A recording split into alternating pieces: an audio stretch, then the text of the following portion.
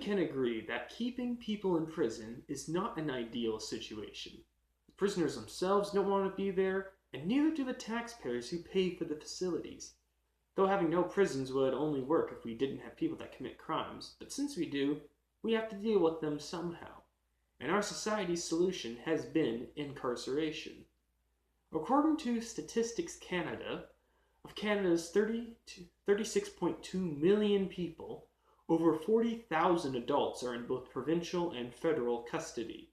This costs the Canadian government about $4.6 billion annually. That's an average of over $100,000 per prisoner. So are there any alternatives to prison? I would argue yes. And here are 3 proposals that people have argued for. Number 1, rehabilitation. Number 2, capital punishment. And number 3, restorative justice. Let's start with the first proposal, rehabilitation.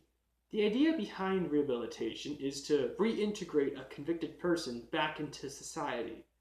This approach seeks to change criminals and give them skills so that they don't return to a life of crime when they are released. Rehabilitation programs have been shown to reduce recidivism, which is one of the main reasons why rehabilitation is promoted. A study in the Journal of Quantitative Criminology looked at the effects that a certain treatment had on the recidivism of people. In it, they showed that the untreated people were arrested again or returned to prison at a higher rate than those who were treated. Also, of the people who were returned to prison, the untreated people returned sooner than those who were treated. The problem with rehabilitation is that it does not work for all offenders. There are some people that are just too violent to be let out into the streets, and no amount of rehabilitation will change that. The second proposal is to use capital punishment. There are few issues more contested than this one. Probably one of the oldest forms of punishment, it has only been in recent years that there's been a move away from the death penalty. There are still people that believe that capital punishment has a place in society today, though. Probably one of the only scientific ways to talk about capital punishment is to determine if it deters crime. Many studies have been done on this topic, and most of them say it's not an effective deterrent. You can see in the graph that the majority of states in the US that have the death penalty have a higher murder rate than those that don't.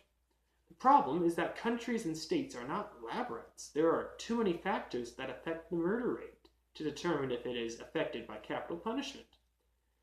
If a couple of countries were the same, and the only difference being that some had the death penalty and others didn't, then we could say objectively whether capital punishment is a deterrent or not. My last proposal is to use a restorative justice system. This is the proposal that I think is the best. Restorative justice is the view that the offender needs to restore the victim, that is, to make them whole again. This is another form of ancient justice, and it has been used in ancient Israel, Sumer, Rome, and early medieval Europe. Today, it's been used to get the offender and victim together, so that they can work out how to restore the victim back to his or her original condition, whether it be physical, material, or emotional.